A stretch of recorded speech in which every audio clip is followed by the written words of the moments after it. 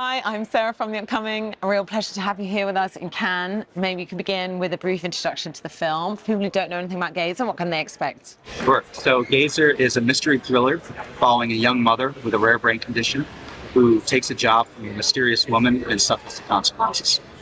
And can you tell us a bit about the genesis of the project? And I believe you were, reading about these case files, kind of like a true story aspect. And that was kind of the initial spark for this concept, for the premise. It wasn't. So Ryan and I had always talked about making a film together. And during the pandemic, we were forced to really reflect on how far we were from Where we wanted to be. yeah, where we wanted to be and what we wanted to do.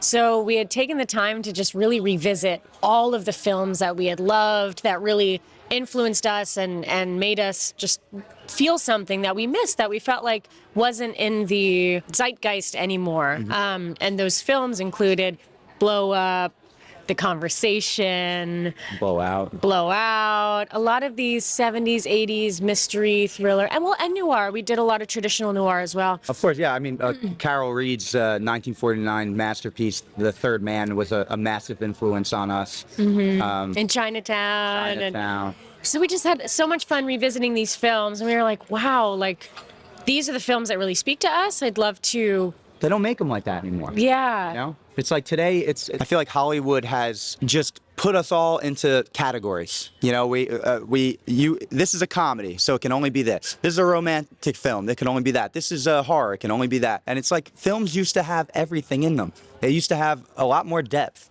And for some reason, they're scared of that. And, we were like, well, fuck that. We want to do something fun. We want to change it up and try something different, So it was during this time that I was reading The Man Who Mistook His Wife for a Hat.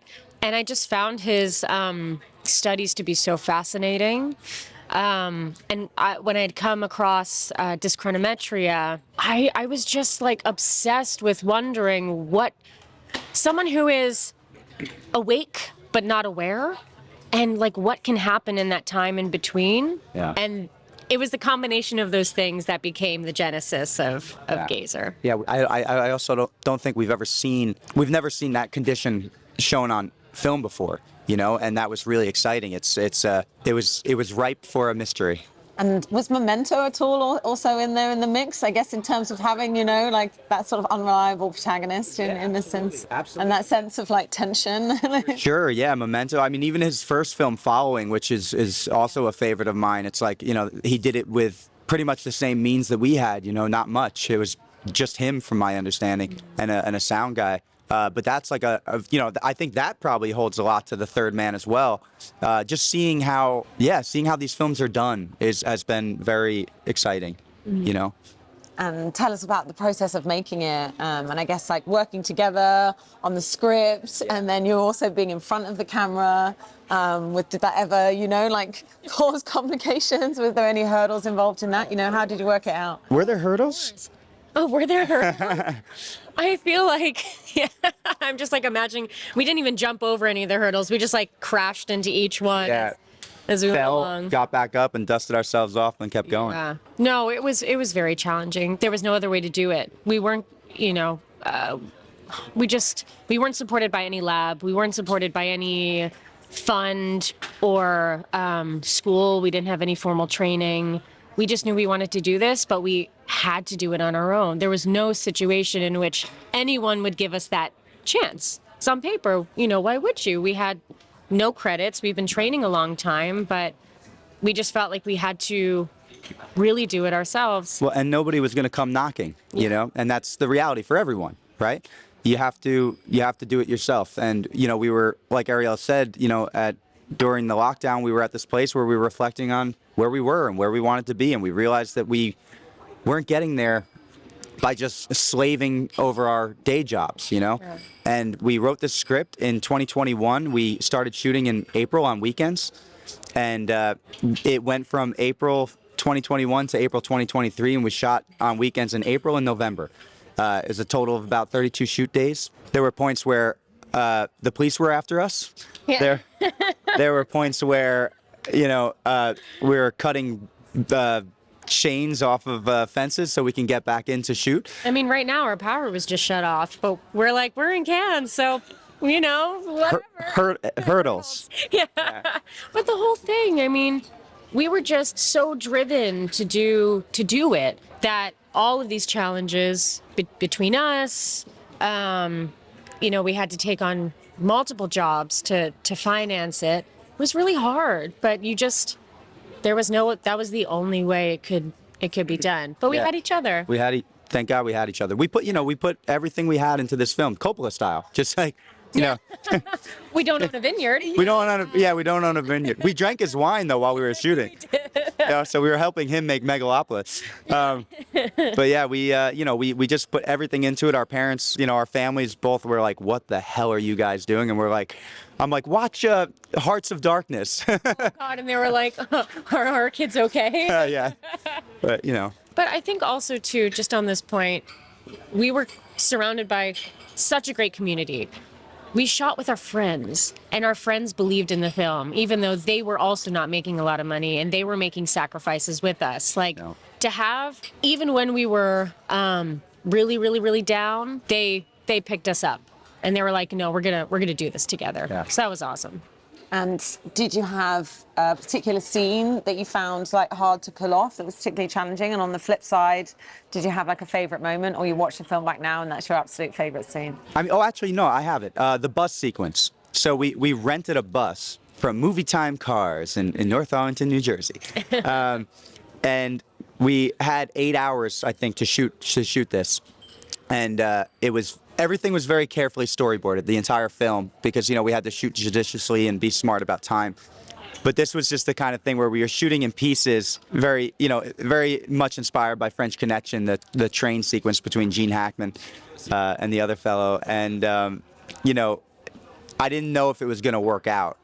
We literally, we got it in the can, as they say, and we didn't know until we got the footage back that it could work. It was terrifying because we had saved for like 3 months just to get the bus. So when you only have 8 hours, and then when you have to say, "I guess that's a wrap for today," we're like, "Are we sure?" Yeah. Because we would need to save for another 3 months to make this happen again. Yeah, and it was the type of thing too when we were doing the moment when Frankie comes out of the bus at the end.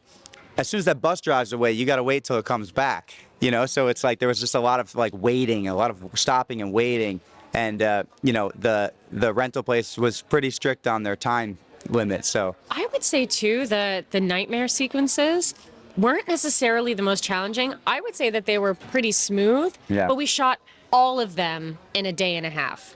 Yeah. So Yeah. it was a lot. Right. Yeah, pretty much every location, Yeah. aside from that location, we shot there. We had it for one day.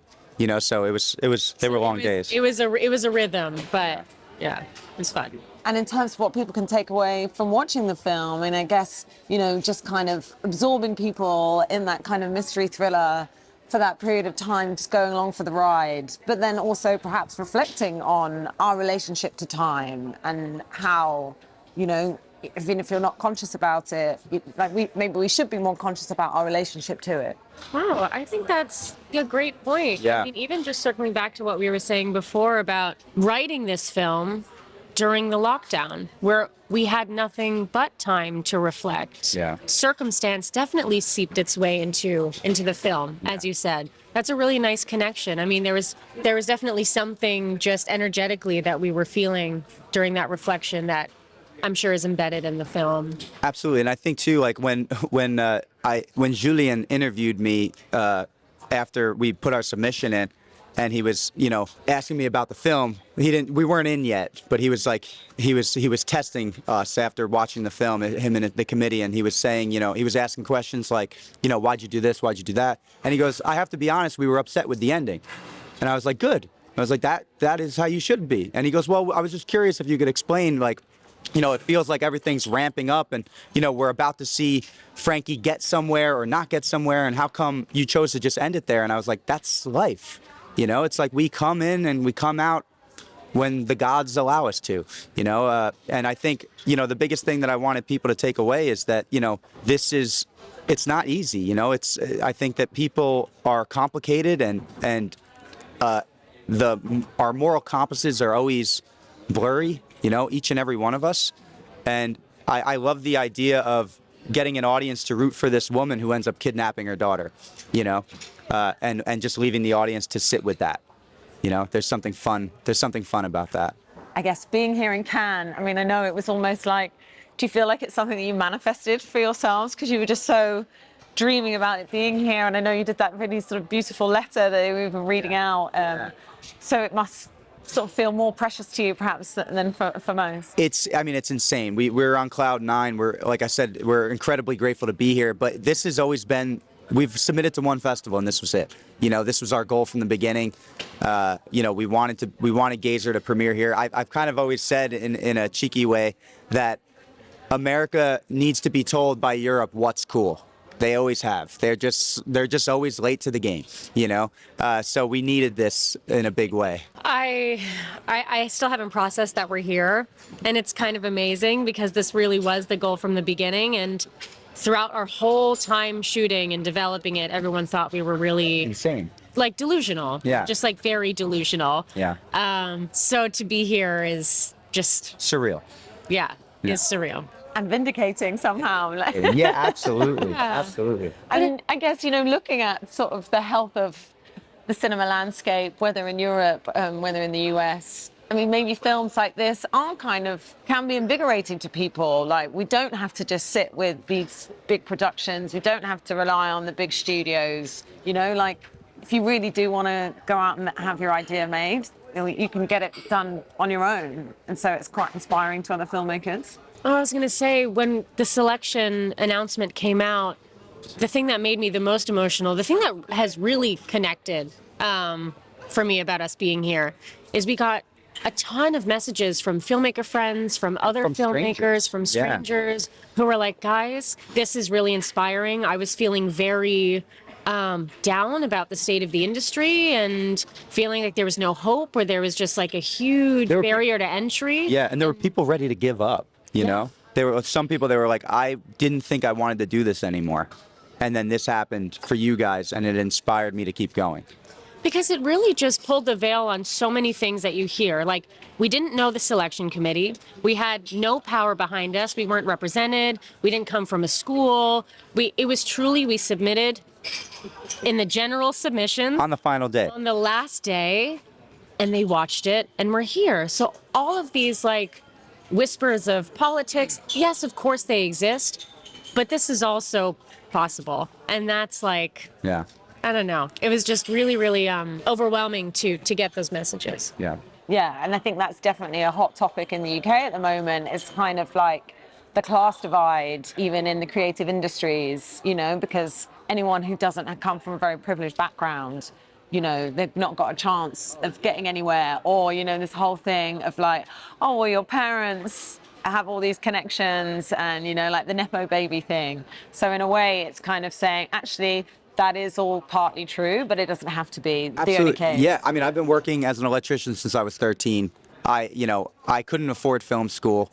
You know, it's possible that if you have a dream and if you love cinema, it's Tarantino said this, if you love cinema, if you truly love cinema, okay, you can't help but make a great movie. You know, so I think it's, you know, if you have a story that you're burning to tell and you feel like you can't go on unless you tell that story, you're going to do it. You know, and people are gonna react to it. And in terms of the other films that are here, I have to say, like, I do feel like it's been quite an exciting year. You know, sometimes people are like, oh, you know, it's all a bit muted. But, you know, with films like The Substance, or I sort of know Nomi Merlon's, like The Balconettes, like particularly with female filmmakers, a lot of body horror, a lot of out there kind of films. So I think, do you feel like maybe there is something in the air? Like we are in kind of an exciting time for the stuff that's out there? Yes, well, we were just talking about this the other day. So many of our influences came here. They're here with us. Schrader, Coppola. Yeah. Cronenberg. They're our direct, like our heroes. Yeah. We were able to present our film in their company, which really just felt so cosmic and We're just missing De Palma and Scorsese. Where are they at? But yeah, I think there is, and I don't know, maybe it was all born out of the pandemic and we were all feeling a certain way and, you know, paranoid or connected to our physical selves because we were removed from, I don't know what it was, but there is a synergy happening. And yeah, it's just, it's just crazy that we're here with them. Yeah. And finally, do you know what you're going to work on next? I mean, are you hoping now you've got this one, maybe the next one won't have to be quite such a grind? Well, I mean, if it is, it is. You know, it's similar to Gazer. We're not gonna let anybody get in our way. You know what I mean? We do have the second and third film ready to go. It's part of a voyeur trilogy. That's what we're calling it. And Gazer's the first one. The second and third will have nothing to do with the story of Gazer or the characters, but it'll all be taking place in the same world. Oh, well, that's exciting. Well, Yeah. thank you so much for sharing all that Thank with you. me. Appreciate you. And really enjoyed presenting a film here in Cannes. Thanks so much. you. Congratulations. Cheers.